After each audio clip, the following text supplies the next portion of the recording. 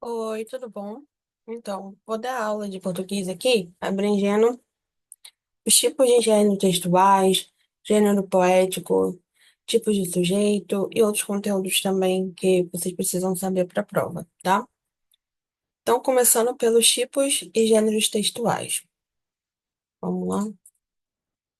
Bom, nós vamos trabalhar com alguns gêneros textuais que vão ser eles: a narração, a descrição, a dissertação, exposição e injunção, tá?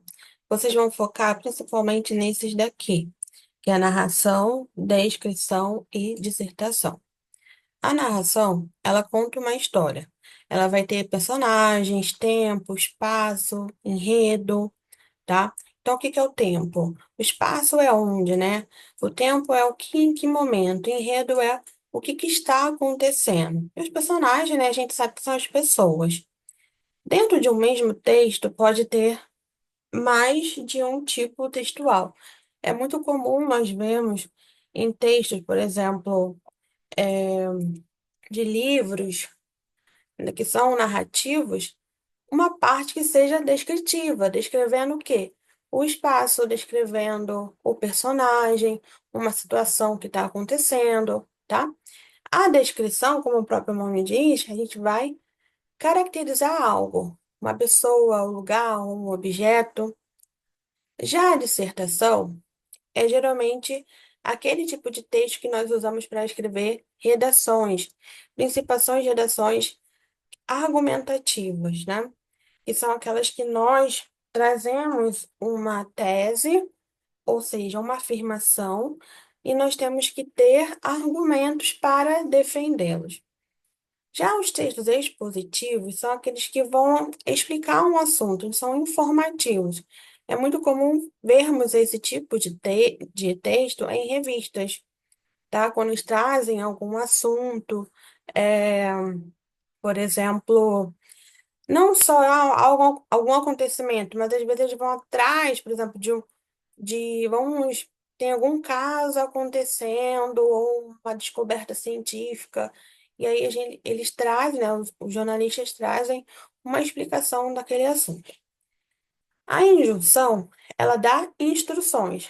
É o exemplo de texto, são as receitas e manuais. Então, se você vê uma receita, um manual, um passo a passo de alguma coisa, estamos falando de injunção. Eu vou voltar para esse slide, mas eu vou trazer aqui primeiro os exemplos. Olha só. Narração. João saiu de casa mais cedo. No caminho, encontrou um cachorro perdido e decidiu ajudá-lo a encontrar o dono. Veja que eu não estou descrevendo nada. Estou contando uma história. Tem o personagem, que é o João, tem o que que foi acontecendo, né, que é uma sequência de acontecimentos, ok? Na descrição, temos a casa era pequena, com paredes azuis, janelas antigas. O que que ele botou aqui? Deixa eu ver. E um jardim cheio de flores coloridas. Então, você descreveu como que era a casa. Foca ali, ó, como ele trouxe nas características, ok? A dissertação, exemplo aqui, né, é o uso excessivo do celular prejudica a concentração dos estudantes. Essa aqui seria a tese, é a afirmação. Pois reduz o foco e compromete o aprendizado. Aqui seria mais um argumento, vamos dizer assim. Ou seja, a gente tem uma ideia que é defendida por argumentos. Na exposição, temos esse tipo aqui, ó. A água é essencial para a vida, pois participa de diversas funções no organismo humano, como a regulação da temperatura. Então, eu estou fazendo o quê? Explicando um assunto. Injunção. Misture os ingredientes, leve ao forno por 30 minutos e sirva em seguida. Tá vendo que aqui eu estou fazendo o quê? Dando instruções, comandos. Agora a gente vai entrar. Ah, não, perdão, vamos voltar lá. Eu falei dos gêneros textuais. Gêneros textuais são o quê? Formas concretas de um texto que são usadas no nosso dia a dia. Os exemplos são as notícias. Onde nós vemos notícias? Hoje em dia nós vemos mais por sites, né? Vamos lá nos sites da mídia, então lá na Veja, lá na Carta Capital. que é um jornal, né? E vemos as notícias. Temos cartas, e-mail, propagandas.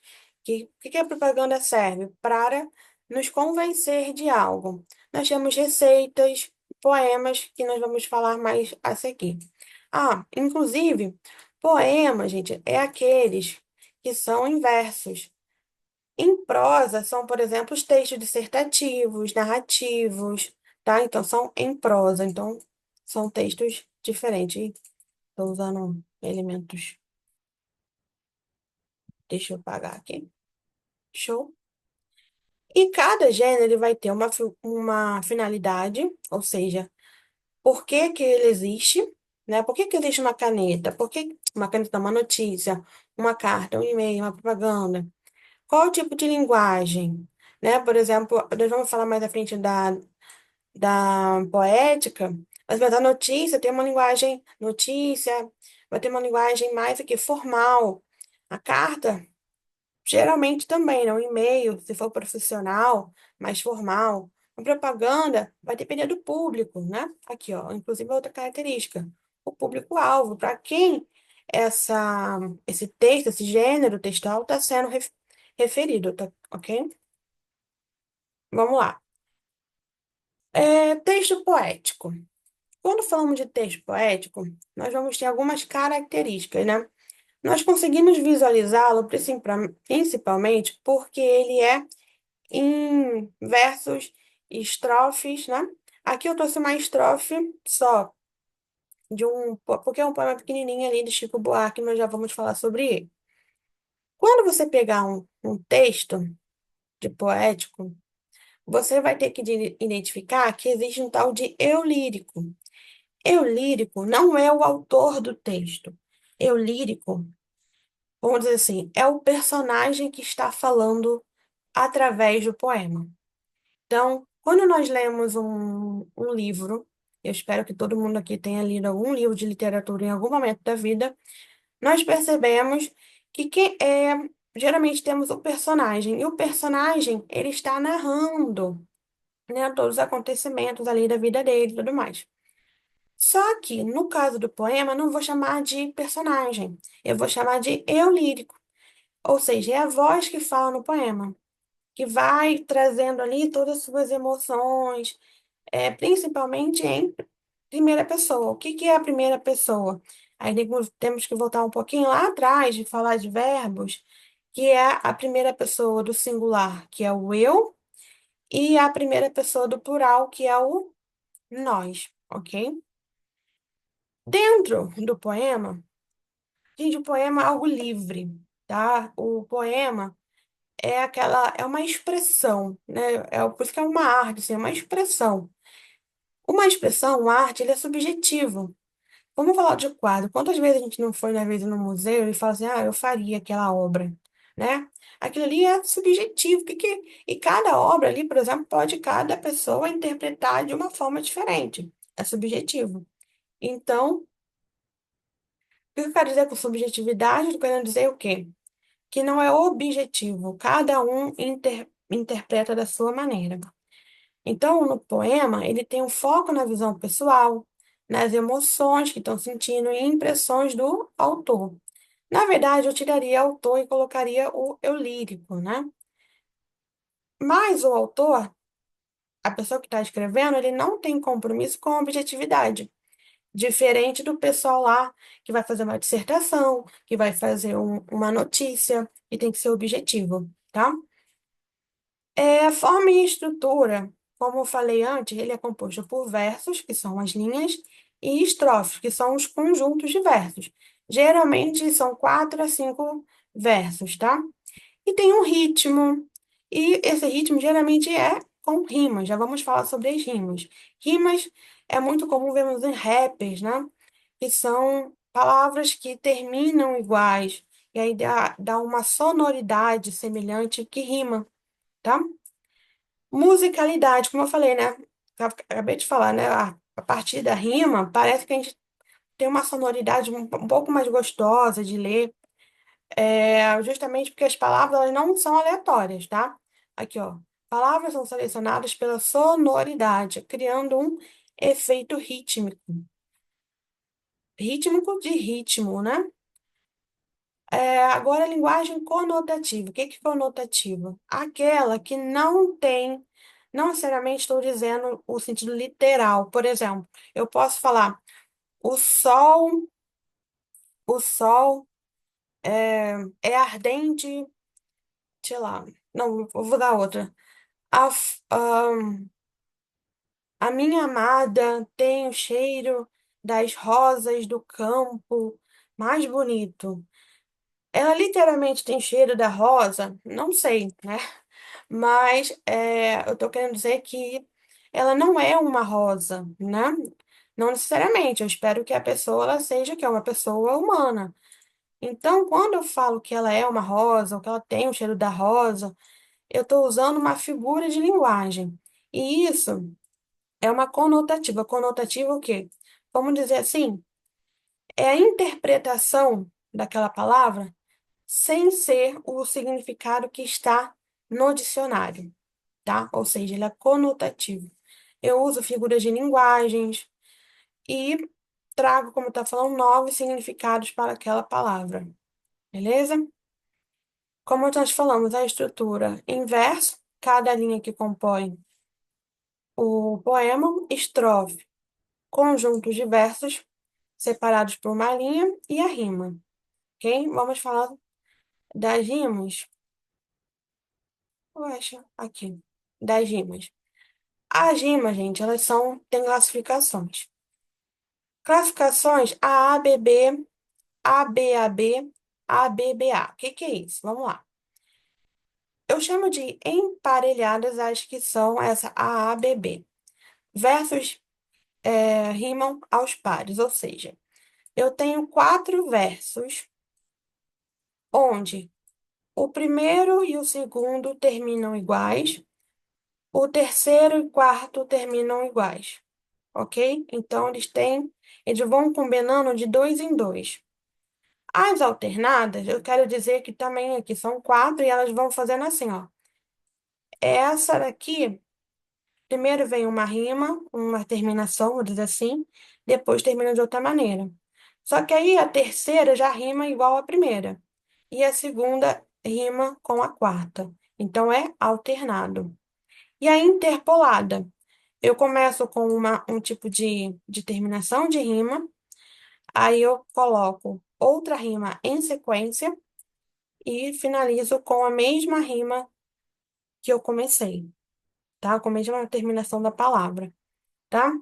Então, é essa organização aqui. O que que você precisa saber? Identificar o final das palavras. Por exemplo, vamos dizer que eu botei aqui. é, agora eu vou ter que rimar, meu Deus do céu. Dançamos, cantamos, é, foram, botarão e dançaram. Olha só. São duas terminações diferentes. Aqui eu tenho uma alternada. Comecei com uma, que é orão, letra A. Depois fui por amos. Depois eu voltei por an. Depois eu voltei pro mos. Então eu botei alternado. Agora, eu poderia colocar daquela maneira que é. Deixa eu apagar aqui. Poderia colocar as terminações dessas outras maneiras, emparelhadas, A, B, B, e é interpolado, A, B, B, A. Você só precisa ver o final da última palavra do verso, ok? E aí você vai ver se ela está emparelhada, alternada ou interpolada. E brancos são os versos que não rimam. Porque é obrigatório um poema ter rima? Geralmente vão ter, mas existem poemas que não rimam, tá? Aí aqui eu trouxe um exemplo de, de um verso de um poema, um verso não, de uma estrofe, até maiorzinha, que foi feita por Chico Buarque. Eu não vou ler, mas quero que você perceba o seguinte: é, Chico Buarque é o autor do texto. Só que Se você parar para ler, se você dar um pause aqui e ler, vai perceber que o eu lírico, ou seja, a pessoa, vamos dizer assim, o personagem, né? Acho que chamar o eu lírico personagem torna mais didático, né? Eu lírico quer dizer o quê? O personagem que está escrevendo aqui o texto, né? Falando, narrando ali os acontecimentos, é uma mulher, tá? Aí ele botou aqui uma mulher aqui, o gênero lírico feminino.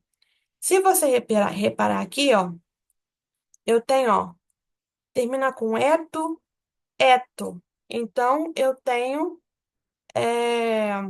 uma rima, ó, ito com ito, outra rima. Ó, asa com asa. Então, tem outra rima, ok? Não, se você reparar, não seguiu nenhuma dessas classificações que nós vimos anteriormente, tá? Que, por exemplo, seria de quatro em quatro. Então, aqui tem uma estrofe. Deixa eu apagar aqui. Eu teria uma estrofe aqui nessas quatro primeiras e nas quatro últimas seria outra. Aí, ó, aqui eu coloco iguais, mas essas outras duas aqui são diferentes, né? Então, aqui eu tenho duas iguais e aqui duas diferentes. Não seguiu nenhuma dessas classificações de rima, tá? Agora, nós vamos falar sobre verbo, formas nominais de verbo. São as formas mais comuns de verbo. E aí nós precisamos entender e conseguir identificar o que é um verbo dentro de uma oração, de uma frase, tá?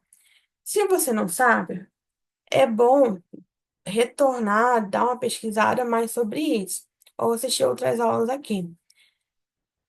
Mas vamos focar aqui em falar sobre três tipos. Quando o verbo está no infinitivo, no gerúndio e no particípio. Geralmente, nós vamos identificar o verbo porque ele vai fazer uma ação, ou vai indicar um estado da natureza, ou indicar um estado. Então, cantar, viver, falar, dançar, estar, parecer, continuar, ser, estar, eu já falei. Ahn, meu Deus, jogar, tantos outros, né? Tudo que faz ensolarar, chover, trovejar, né? São continuar, parecer, permanecer, são tipos de verbo. E esses verbos, eles terminam, quando está no infinitivo, eles vão terminar, ai, perdão, aqui, em ar, ou ou ir. Dançar, vender, partir, certo? Esses verbos, quando terminam em AR, ER, IR, eu falo que eles estão no infinitivo, ok? Dá uma ideia da ação pura em si só. Já quando no gerúndio, é aquele que dá a ideia de continuidade, dançando, cantando, vivendo, falando, indo. Nós utilizamos a terminação NDO, ok? NDO. Falando, cantando, vivendo, partindo, vendendo, bebendo, ok? Tudo com NDO. Dá ideia de continuidade. Então, quando você usa o gerúndio, geralmente você está querendo dizer o quê? Que aquilo está acontecendo naquele momento, ok? Já o particípio é quando os verbos terminam em ado, ido e edo, ok? Por quê? Por que ado, ido e edo, gente? Porque no infinitivo também termina com a, é e ir, né? São as vogaizinhas que nós utilizamos. Por quê? Porque tem coisa na Bíblia que a gente só aceita, tá? E aí, particípio termina em ado, edo e ito. Cantado, vivido, partido, vendido, jogado, dançado, ok? A gente usa ele geralmente quando nós usamos tempos compostos, ou seja, dois verbos ao mesmo tempo e voz passiva, ou seja, voz passiva, voz direta. Exemplo é Maria escreveu uma carta. Voz passiva. A carta foi escrita por Maria. Então, Maria, ela passa a sofrer a ação. Então, voz passiva, eu sofro a ação. O sujeito, né? E aqui, como aí que tá pulando? Eu trouxe um exercício só para a gente dar uma reforçada aqui. Olha só. Classifique dizendo se o seu verbo está no infinitivo, gerúndio ou particípio. Gente, oração é toda vez que eu vejo uma frase, desculpa, um verbo. O verbo, se uma oração tem mais de um verbo, geralmente ela é uma oração o quê? Composta. Eu tenho, quer dizer, eu tenho, a cada verbo eu tenho uma oração, a não ser que seja um verbo de ligação, que é um verbo fraco. Ser, estar, parecer, continuar, são verbos de ligação. Viu isso na sua prova? Sabe o que é verbo de ligação, verbo fraco, tá? Agora aqui, ele botou. Primeira coisa que você vai olhar numa frase, uma oração, é identificar os verbos. Nessa primeira aqui, temos o menino saiu correndo pela rua. Temos saiu, é um verbo, e correndo. Depois você vai olhar quem é o sujeito, menino, tá? Para esse momento aqui, eu não preciso saber quem é o sujeito. Mas é bom você sempre começar a analisar uma frase identificando o verbo. Depois você vai para o restante, tá? Por quê? Por que eu estou falando isso? Porque depois vocês vão aprofundar o seu conhecimento e vocês precisam justamente dessa relação de verbo-sujeito. Mas, a princípio, correndo é o verbo marcado, finalizando em NDO. Saiu correndo, ou seja, ele está o quê? Correndo, fazendo isso quando? Agora. NDO, gerúndio. Então, colocaria aqui gerúndio. Eu já tinha, frase de baixo, eu já tinha estudado toda a matéria. Verbo, estudado, tinha, verbo, é, não é verbo, tinha de ter, ok? Tinha do verbo estar, verbo ser e estar, ok? Tinha estudado. Aqui eu tenho dois verbos, eu tenho uma locução verbal, dois verbos juntos com o sentido de um só, de estudado. Aqui eu tenho uma terminação de ado. Ado, então, é particípio, ok? Terceira frase. Viver é um ato de coragem. Verbo viver. Viver, viver. Não ter a vergonha de ser feliz. O viver termina em ER. Verbo infinitivo, ok? A carta foi escrita.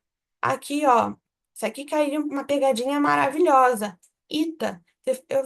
Voltando aqui, eu não falei nada de ITO, ITA, mas é a ideia do particípio. Alguns verbos eles não são regulares, como ser, estar, aqui do tinha, né? É... Calma aí.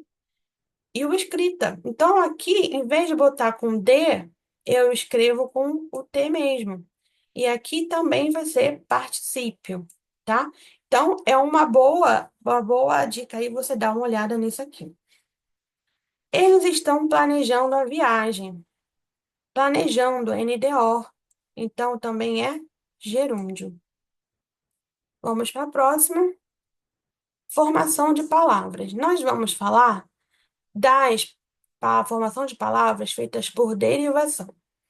A derivação, todas as palavras, elas vão ter um radical. A gente usa muito isso quando estudamos verbos.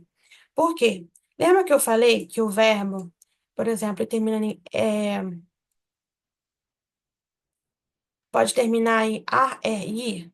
Por exemplo, vender. O vender termina em ER. Mas na hora de conjugar, eu mantenho o meu radical, que é aquela parte que nunca muda. E vou mudar o sufixo, ou seja, a parte final dele.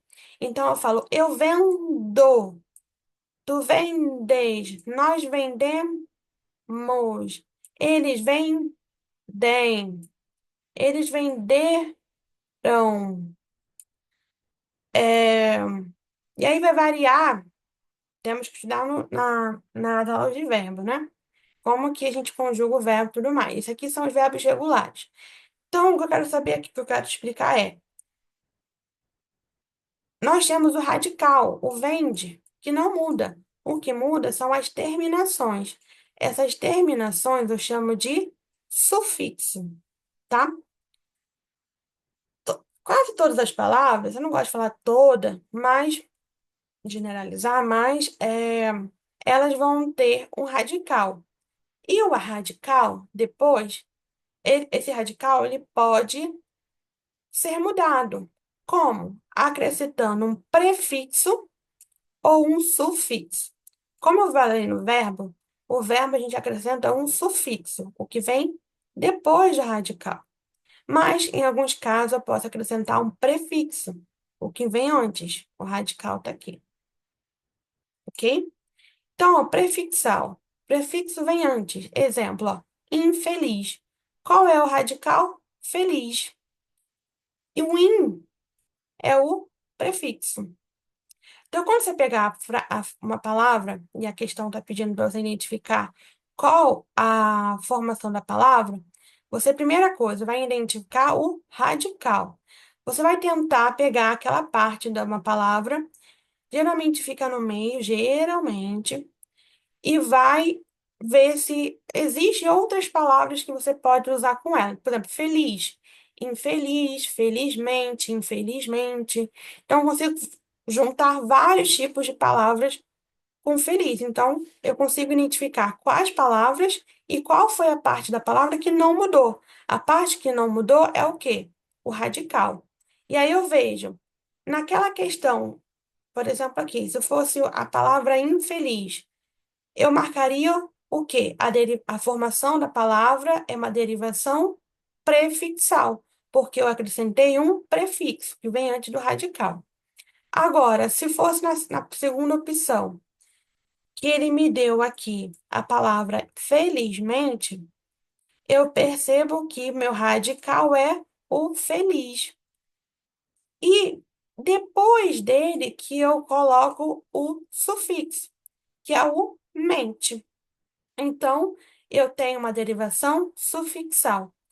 Em alguns pontos, eu posso ter os dois juntos. Por exemplo, a palavra infelizmente, ok? Eu vou ter um prefixo e um sufixo. Aí, qual tipo de derivação?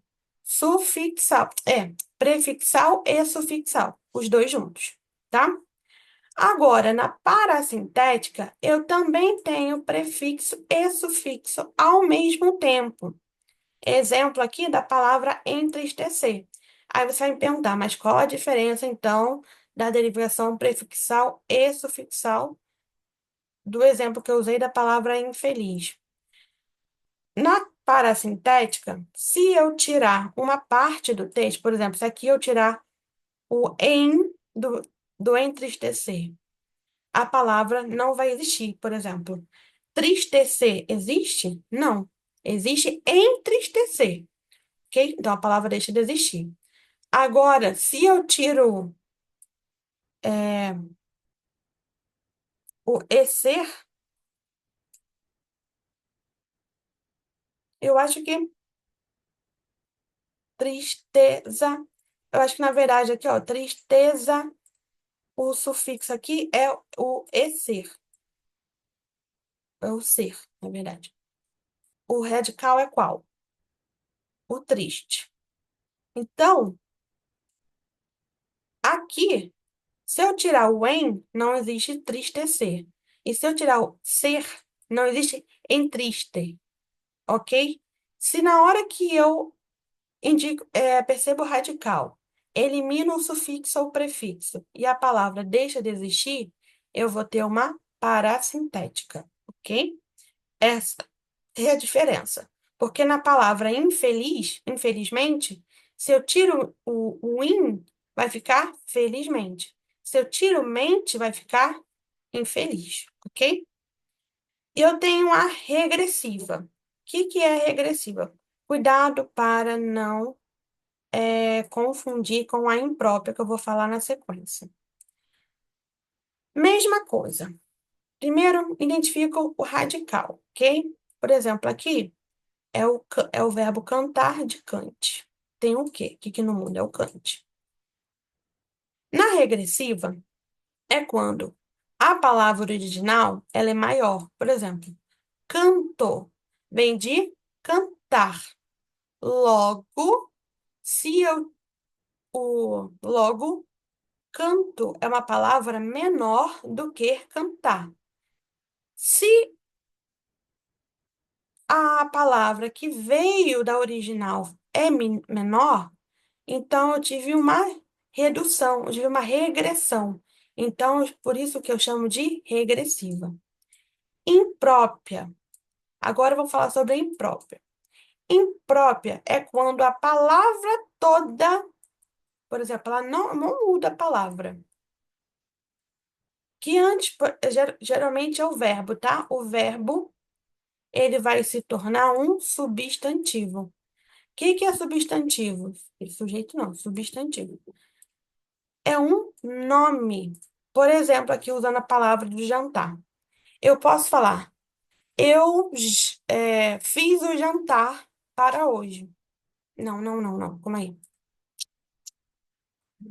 Eita, cara, que eu sou péssima para exemplo. É, eu tô pensando no que é o o substantivo. Tô pensando aqui com um exemplo que ele é,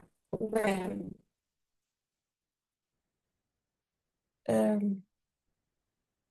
fomos jantar ontem. Fomos jantar ontem. Nessa frase, o jantar é um verbo, é uma ação, ação de jantar, ação de comer, ok?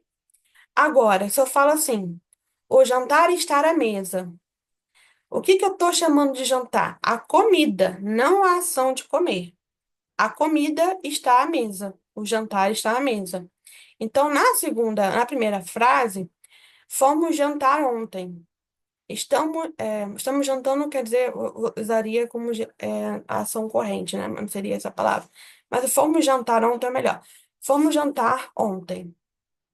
Ou fomos jantar naquele restaurante. O jantar, nesse caso, é um verbo, ação de jantar.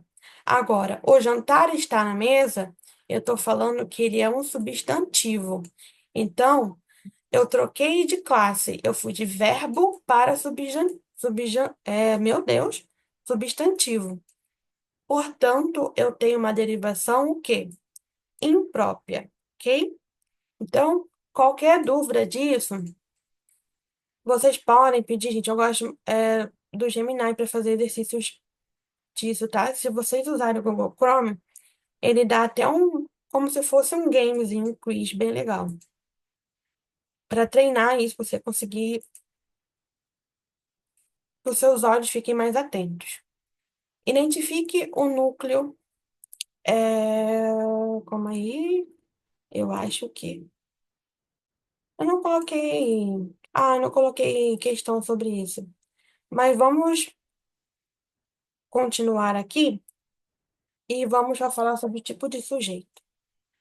Muito importante prestar atenção na diferença de sujeito simples e composto quando eu falo de sujeito no plural, ok?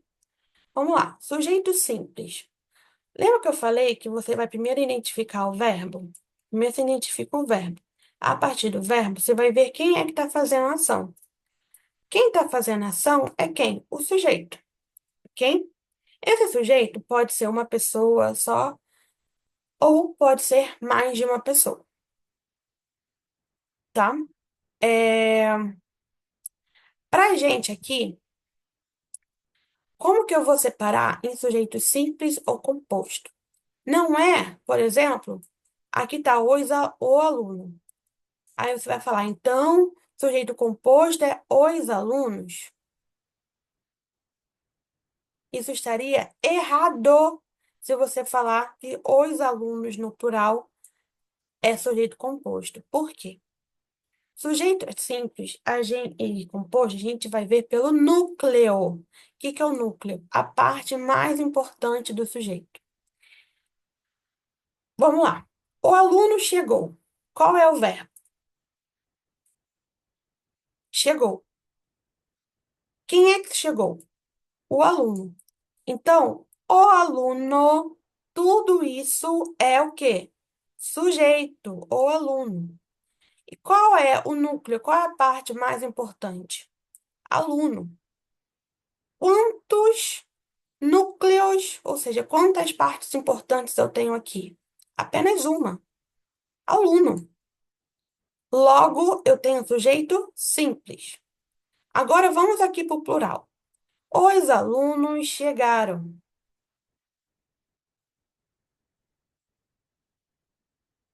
Os alunos chegaram. Qual é o verbo? Chegaram. Quem chegaram? Os alunos. Qual é a parte mais importante aqui? Alunos. Quantos núcleos, ou seja, quantas partes importantes eu tenho? Uma só. Portanto, eu continuo tendo o quê?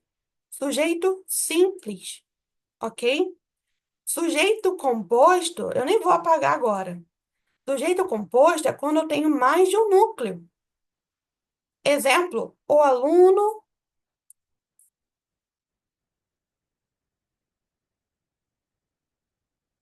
e a professora chegaram. Qual é o verbo? Chegaram. Quem chegaram? O aluno, a professora. A partir desse momento, eu tenho dois núcleos. Quais são as partes importantes? Caraca, cadê aqui o negócio? Travou. Caraca, perdão aqui. Aluno e professora. Portanto, a partir desse momento, eu vou ter um sujeito que composto, ok? Porque eu tenho dois núcleos. Eu tenho aluno e professora. Aqui, esses dois exemplos é a mesma coisa. João e Maria chegaram. Quem é que chegaram? João, Maria. Quantas palavras importantes aqui? Dois. Duas. João, Maria. Então, eu tenho sujeito composto. Eu poderia, por exemplo, os alunos e as professoras chegaram. Foi para o plural. Continua sendo composto. Ok? Então, essa é a diferença. Ok? Eu não vou se é plural ou singular. Eu vou se é. Eu vou pelo núcleo. Quantos núcleos eu tenho? Se eu tenho um só, ou seja, se eu tenho uma palavra importante dentro do sujeito, eu tenho sujeito simples. Se eu tenho mais de uma, eu tenho composto. Agora, não confunda também, quem é que você não vai confundir agora? Sujeito oculto com sujeito indeterminado. Sujeito oculto também pode ser chamado de desinencial. Ele não aparece, mas eu consigo identificar dentro da frase. Exemplo aqui, ó. Fui ao mercado. Quem é que fui? Eu fui. Comprei sabão. Quem é que comprei? Eu. Compramos, roupas para ir à festa. Quem é que compramos? Nós, né? Nós compramos. Dessa forma, eu consigo identificar. O que eu quero que você preste atenção aqui é que no sujeito indeterminado é quando eu não sei quem é. Quando eu falo assim, disseram que vai chover. Você pode dizer que, então é eles disseram. Mas você não consegue identificar quem exatamente é a pessoa. O que eu quero deixar de dica aqui é a terminação do verbo. No sujeito indeterminado, vai ser sempre o da terceira pessoa, o referente ao eles ou elas.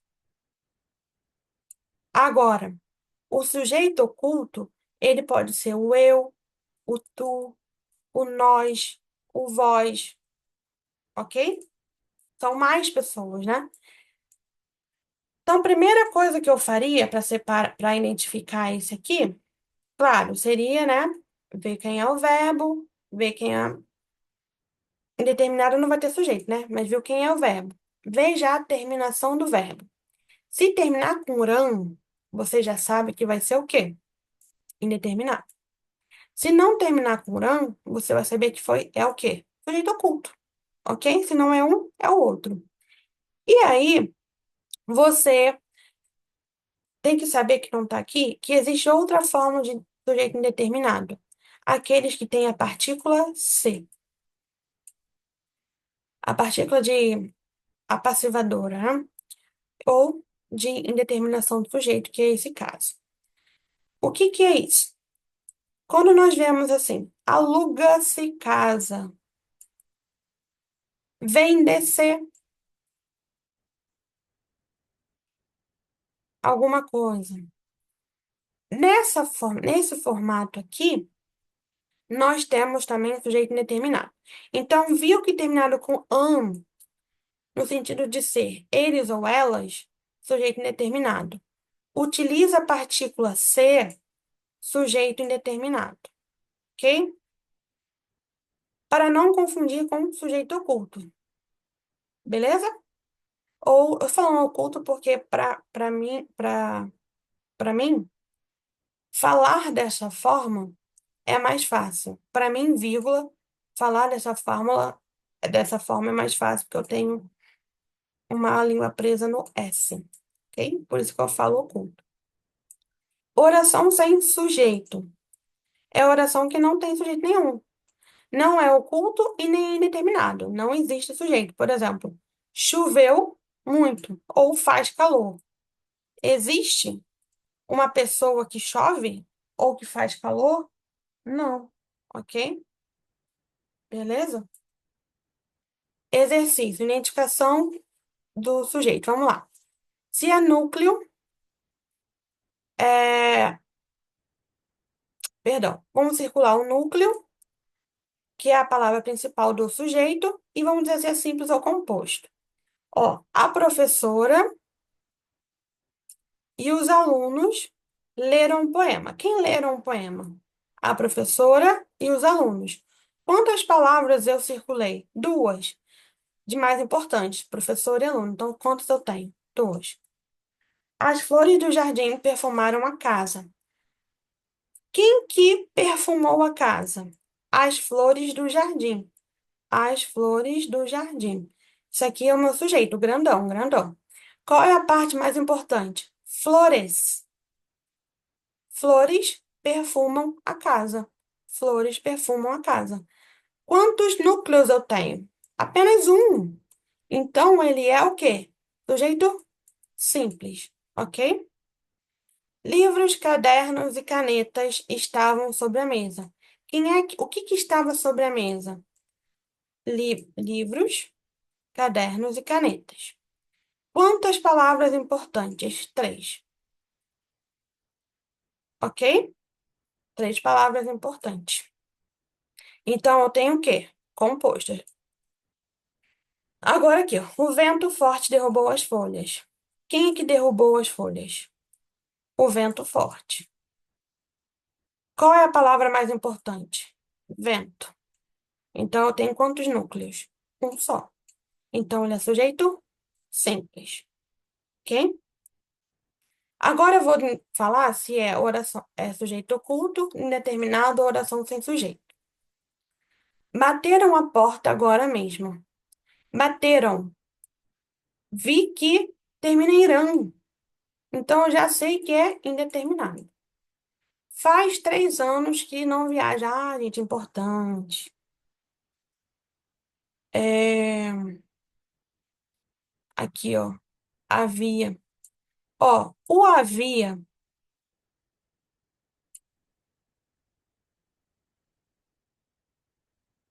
é... O havia, essas duas frases aqui, vou ter que analisar com vocês, que elas fogem do tradicional, tá? Do que a gente trabalhou nos exemplos anteriores. Então, preste atenção aqui. Começar pelo havia. Havia é um verbo impessoal. Decora, escreve na testa, ok?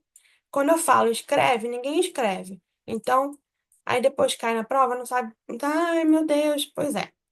É impessoal. O que quer dizer impessoal? Não tem pessoa, não tem sujeito.